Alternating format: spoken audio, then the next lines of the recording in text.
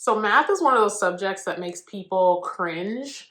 And it's like one of those subjects that parents ask themselves, am I even qualified to teach this? I haven't done this since high school. I'm going to confuse my kid. So today in this episode, I'm going to give you 3 simple strategies to make math enjoyable and help you feel qualified to teach it. Hello, I am Felicia Wright, a former teacher, microschool founder, and homeschooling mom of 3. I've taught math in the classroom, I've taught math to my kiddos, and I've taught math in my microschool. So I've seen what works in real life, and it's actually simpler than you think. You just have to give it a go. The first strategy that I want to give you is to make math real life. So, for example, what about baking? What about measuring? That kind of thing. Think about how you use math in your everyday life. And this is actually my favorite way to teach math because when I was in high school, I was like, why am I learning this? This is pointless. You're just torturing me for no reason. So when you teach math in a practical way, ways that you use it every day, it feels like a skill that they're actually going to use long term because it is. So if think about baking, your kids can measure things out, all sorts of things, baking, going to the grocery store using money, measuring stuff. I've asked my daughter, I was like, hey, measure how tall the bookcase is. And they're like, why do I need to know that? Oh, well, if you are an interior designer, you're going to need to measure things to make sure they'll fit in the room. So for example, we went to IKEA. I got this thing at IKEA. And I wanted something different that was like an emerald green because it's my favorite color. And it was too big to fit into this room.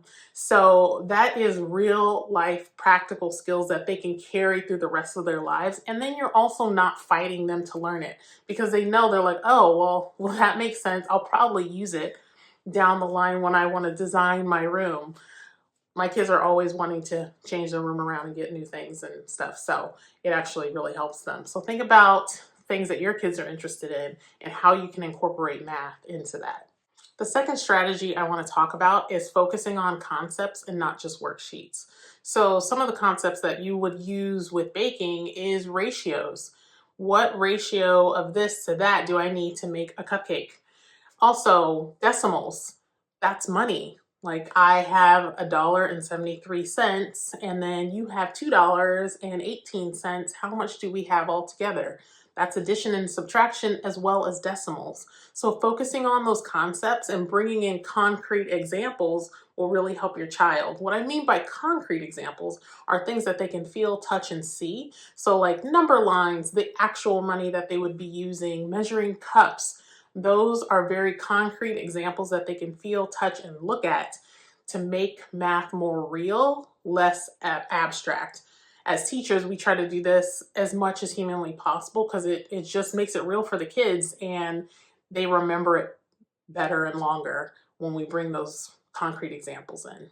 And the last strategy I have for you is to keep your lessons short and consistent and to the point. So it's so easy to go down a rabbit hole of, I got to teach you multiplication and division and da da da da da da da da. And then next thing you know, you spend all day on math and everybody is tired, exhausted, and angry.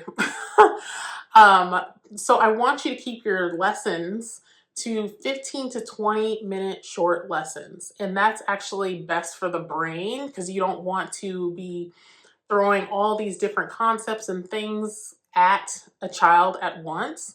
Teach them how to use a number line first and keep it to 20 minutes. So then the next day you use that number line. They've already learned how to use it the previous day. Now they're actively using it to add 5 plus 5 on the number line. And then they actually get to see themselves jumping on the number line. So think about short, consistent lesson plans when you're teaching math. And that was an elementary example. So say you are teaching your child decimals, and you might not be the best at teaching decimals. The best part about keeping it short and sweet, you can focus on one little part of decimals and teach that well. So telling them to line up those decimals before they start adding. That's what you're focusing on for 15 minutes. And then you're moving on. So then once they're doing that, and say the next part, you don't know how to do yet, they're practicing how to line up the decimals and add, and then you're teaching yourself the next part for the next day. So you can stay ahead of your kids. And it doesn't feel so overwhelming that you have to reteach yourself all of eighth grade math, because who wants to do that? You already did it once and you made it. So let's go slow and do those short lessons. And the best way to keep track of all those little short lessons is to use a planner. In the description, I have my Start Strong homeschooling kit, and there's planners in there, goal setting, sample lesson plans. So check that below so you can start your homeschooling journey strong, or if you're halfway through, keep track of everything and feel good about what you're doing. And if math or homeschooling in general is overwhelming and you feel like you need a partner to help you navigate this space, I offer my homeschool blueprint consultations. They're 90 minutes where I help you come up with a solid plan and answer questions that you may have that are super detailed to you and your kiddos. So that's in the description below, and I would love to talk to you and help you through it. And what is the hardest part about teaching math for you? I would love to hear it in the comments below. If there's anything that you have a question about, please leave it in the comments below. I can't hit everything, but I think with the strategies that I gave you, it'll give you a really good running start. So if you have any questions, please leave it in the comments below, and I'll catch you on the next one. Bye.